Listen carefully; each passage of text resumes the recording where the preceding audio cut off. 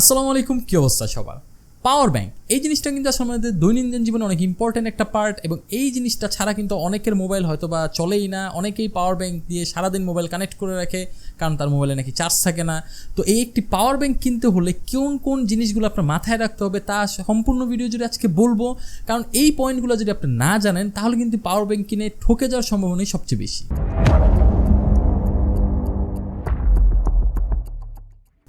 তো প্রথমে আমাদেরকে যে জিনিসটা খেয়াল রাখতে হবে সেটা হলো ক্যাপাসিটি, অর্থাৎ ব্যাটারি ক্যাপাসিটি। আমরা কত ক্যাপাসিটি সম্পন্ন পাওয়ার ব্যাংক কিনবো? 10,000, 20,000, 30,000, 40,000, 50,000 এইরকম অনেক ক্যাপাসিটির কিন্তু আসলে পাওয়ার ব্যাংক পাওয়া যায়। সো আপনাদের কোনটা দরকার সেই অনুযায়ী কিন্তু আসলে পাওয়ার ব্যাংক কিনবেন। আমার রেকমেন্ড রইল যে বর্তমানে প্রেক্ষাপটে যে স্মার্টফোনগুলোর যে ব্যাটারি সেটার অনুযায়ী 20,000 mAh পাওয়ার ব্যাংকটা কিন্তু আসলে মোটামুটি দরকার হয়, কারণ আপনি একটা ট্যুরে গেলেও সেটা কাজে দিবে আর দৈনন্দিন জীবনেও মোটামুটি কাজে দিবে। বাট সেটা না হলেও কিন্তু 10,000 mAh আপনি কিনতেই পারেন। তো অনেকেই ভাবেন যে আমার ফোন 5,000 mAh, আমি যদি 10,000 mAh একটি পাওয়ার ব্যাংক কিনি তাহলে আমার ফোনটাকে দুইবার চার্জ দেওয়া যাবে এবং দুইবার আমি আমার ফোনটাকে ফুল চার্জ করতে পারবো।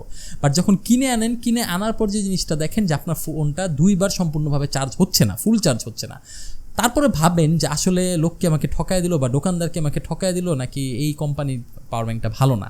আসলে তা কিন্তু না। নর্মালি যে কোনো পাওয়ার ব্যাংক যখন আপনারা কিনে আনবেন সেটা 10,000 mAh সেটার মধ্যে থাকে অবশ্যই, বাট সেটা যখন আপনার ফোনকে চার্জ দিতে যাবে তখন কিন্তু তার একটা পাওয়ার কনজাম্পশন হয়, যেটাকে বলা হয় কনভার্সন লস।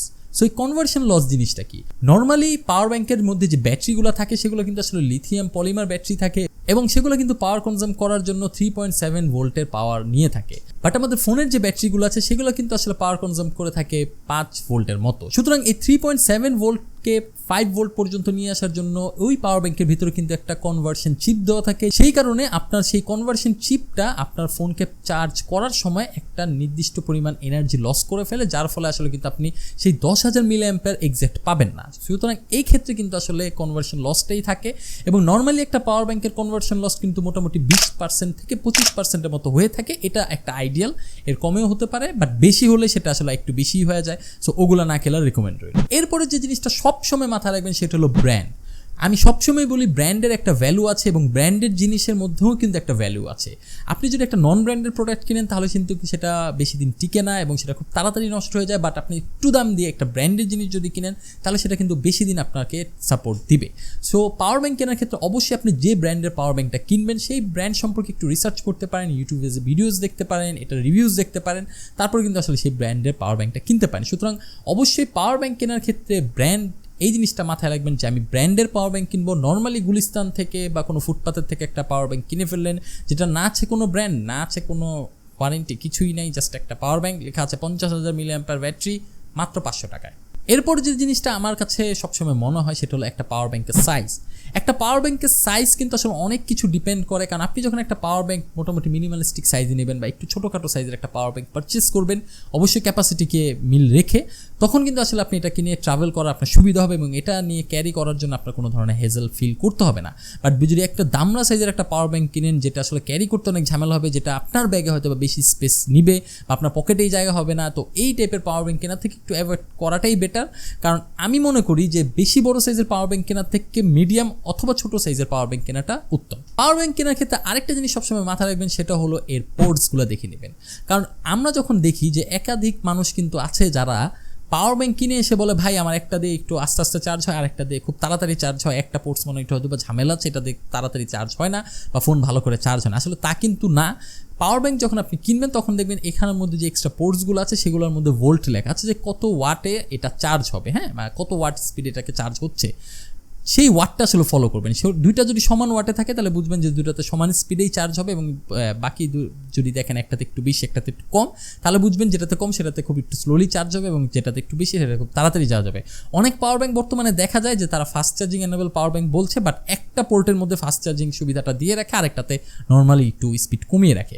সো এই ক্ষেত্রে আসলে পোর্টসগুলো চেক করে নেবেন, এবং সেটা কোন পোর্টের এটা আপনি সবসময় চেক করবেন, এবং পাওয়ার ব্যাংক চার্জ দেওয়ার জন্য কোন পোর্টটা দরকার, মাইক্রো ইউএসবি নাকি টাইপ সি, কোনটা। আপনার ফোন যদি টাইপ সির হয় তাহলে আপনি টাইপ সি নিতে পারেন, আপনার ফোন যদি মাইক্রো ইউএসবির হয় তাহলে মাইক্রো ইউএসবি নিতে পারেন। কারণ কি, আপনি যখন মাইক্রো ইউএসবির যদি ফোন চালিয়ে থাকেন তখন যদি মাইক্রো ইউএসবির পাওয়ার ব্যাংক নেন তাহলে একটা সুবিধা হবে কি, যে আপনি একটাই জাস্ট কেবল ক্যারি করতে হবে, আর নাহলে কিন্তু আসলে একাধিক ক্যারি করতে হবে। যদি আপনি সেটা চান তাও করতে পারেন। এরপরে পাওয়ার ব্যাংক কেনার ক্ষেত্রে আরেকটা জিনিস আপনারা মাথায় রাখতে পারেন, সেটা হলো এর মধ্যে কী কী এক্সট্রা ফিচার্স আছে, এর মধ্যে এলইডি ইন্ডিকেটার্স আছে কিনা, এর মধ্যে পাওয়ার বাটন আছে কিনা, এর মধ্যে আর কী কী আছে, টর্চ লাইট থাকে মাঝে মাঝে, আরও অনেক কিছু থাকে। সো এই জিনিসগুলো আসলে সবসময় ফলো রাখবেন যে এক্সট্রা কী কী ফিচার আছে যেটা আমার কাছে ভ্যালুয়েবল বা আমার কাজে দিবে। সো এগুলো ভেবেই কিন্তু অবশ্যই একটা পাওয়ার ব্যাংক পারচেস করবেন, কারণ একটি পাওয়ার ব্যাংক যদি আপনি ভালোভাবে পারচেস না করতে পারেন বা একটা ফল্টি পাওয়ার ব্যাংক যদি আপনি পারচেস করেন, যদি গুলিস্তান বা ফুটপাথ থেকে কিনে ফেলেন যেগুলো নন ব্র্যান্ডেড, সেগুলো কিন্তু আপনার মোবাইলকেও হ্যাম্পার করবে, আপনার মোবাইলের ব্যাটারি খুব তাড়াতাড়ি ড্যামেজ করে ফেলবে, বিস্ফোরণ হওয়ার মতো কিন্তু রিস্ক থেকে যায়। সো এই জিনিসগুলা ভেবে চিন্তে তারপরে একটি পাওয়ার ব্যাংক কিনবেন, কারণ একটা পাওয়ার ব্যাংকের দুর্ঘটনা কিন্তু আসলে সারা জীবনে কান্না হয়েও যেতে পারে। তো আজকে আমার ভিডিও এই পর্যন্ত, আশা করি ভিডিওটা ভালো লেগেছে। ভিডিওটি ভালো লেগে থাকলে অবশ্যই ভিডিওটি একটি লাইক দিবেন, কোনো কিছু জানা থাকলে কমেন্ট করবেন। আজকের মতো মোহাম্মদ জাহিদ হাসান বিদায় নিচ্ছি, সবাই ভালো থাকবেন, সুস্থ থাকবেন এবং আমার ফেসবুক পেজটাকে লাইক দিয়ে আসবেন এবং সেখানকার কন্টেন্টগুলোকে ফলো করতে পারেন। আল্লাহ হাফেজ।